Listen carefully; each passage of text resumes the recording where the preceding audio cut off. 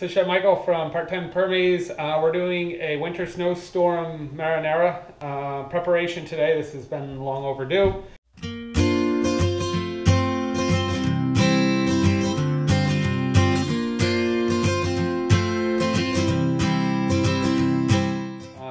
In about September, right before the frost, we pulled the last of our tomatoes. We got about 18 of these bags, and some of them were a few cherry tomatoes. Two Amish paste tomatoes were low bush. They went absolutely crazy. They took, and I think there's probably pictures from earlier in the season, they took off in our leaf manure to the point that they were getting all kinds of tomatoes growing right down into the leaves. It was almost like searching for eggs, or like, it was crazy. Everybody says prune your tomatoes up to prevent the molds and some of the other stuff, which is great, although we have pretty good wind flow. But what was shocking was I was pulling out handfuls and handfuls of tomatoes from ground level and even into the leaf manure, and very few of them were bad, which was, I expected them to be heavily rotted. Anyway, we ended up with like 18 bags of tomatoes in our freezers. Unfortunately, our freezer's overfilled with mostly tomatoes. And so I can't put any more meat or prepared items in until I get these things out. So it's been on the list. So today it's a snowy day, and what I basically did was I pulled out these tomatoes, threw them in a garage fridge to thaw about 3 days ago. Not very effective because it's been negative temperatures for a week. So things didn't really, we really didn't have anything thaw out. These tomatoes are basically barely soft to the touch. So what I've had to do is dunk them in some tap hot water just to get the skins to soften up enough that, as you can tell, they just slide right off because the freezer, actually it's great to freeze them.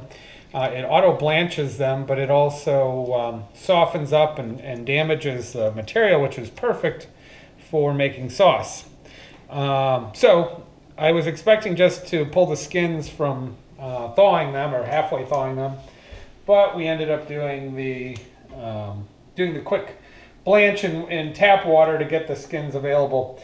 So basically I have pulled out the flesh, easily removed the skins. There's probably a few in here, and I may mill this sauce later, maybe a few stems, but not much.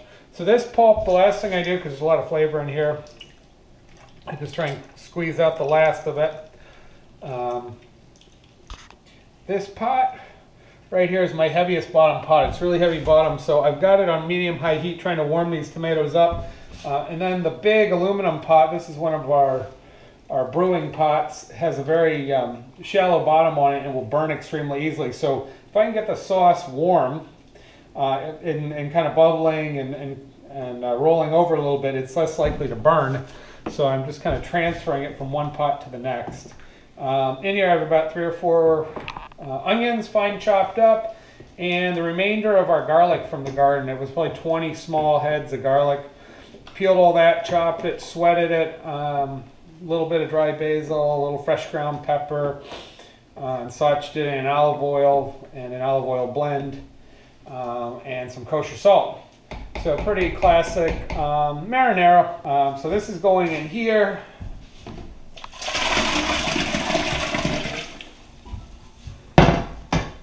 This will simmer, well, once I bring it to a simmer, it'll probably cook for about an hour, not too long.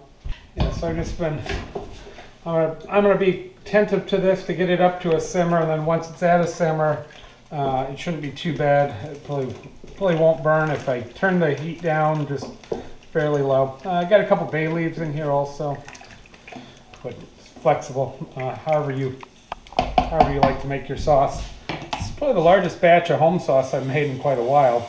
It'll last us for a while. So what I'll end up doing is I'll end up quarting all of this up, getting it chilled, and then I'll freeze it down, and it should hopefully take up less space than it was taking up before.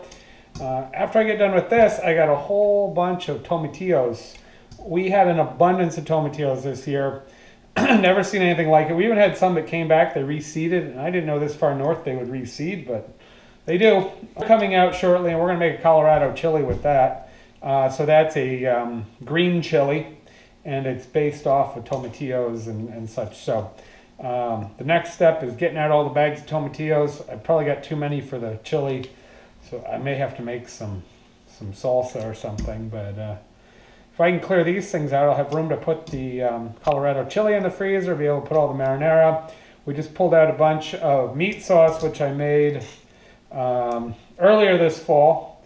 And that meat sauce went into some lasagna, so we're sort of cycling through and making room for the next stuff, because we're getting low on pork.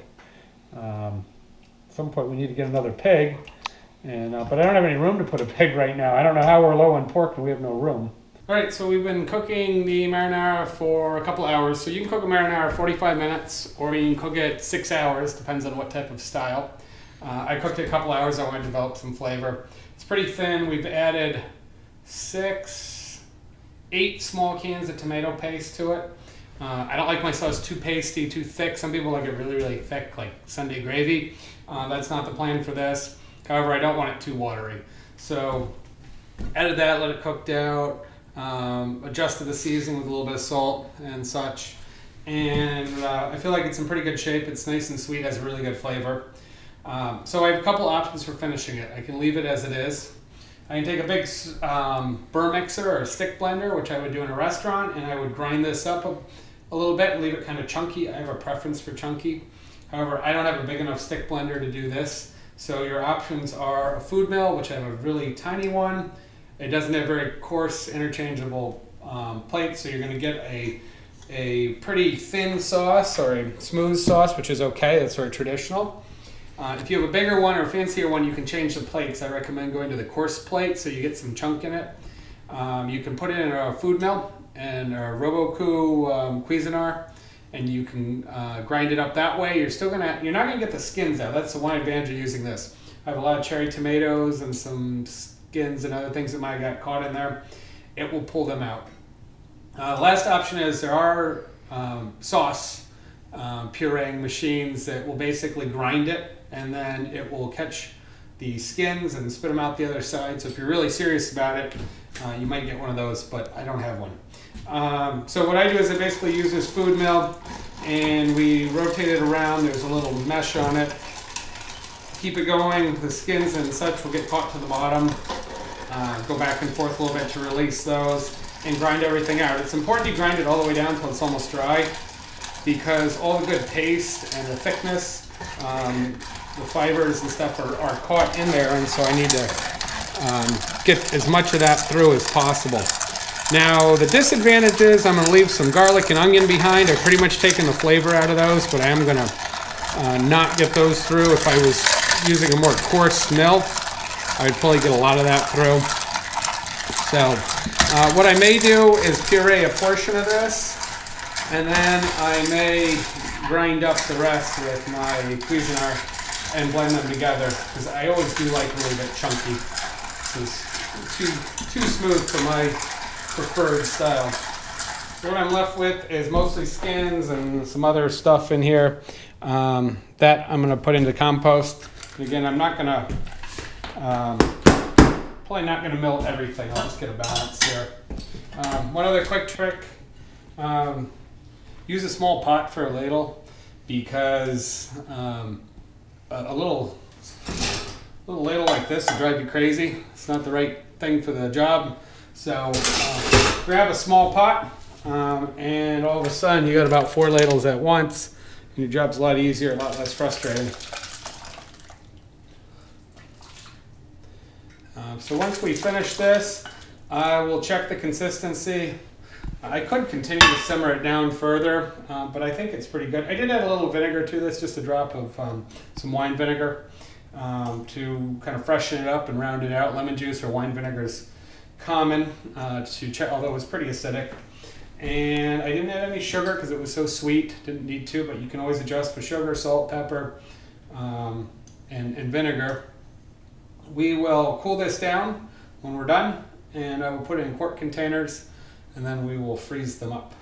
And that should hold us, it looks like we got at least 5 gallons of sauce, so I think that'll hold us for quite a while, probably into the summer. That's it. So I'm Chef Michael, it's Part-Time Permies, and we're making fall marinara with our perfectly ripe end of the season tomatoes in the beginning of January.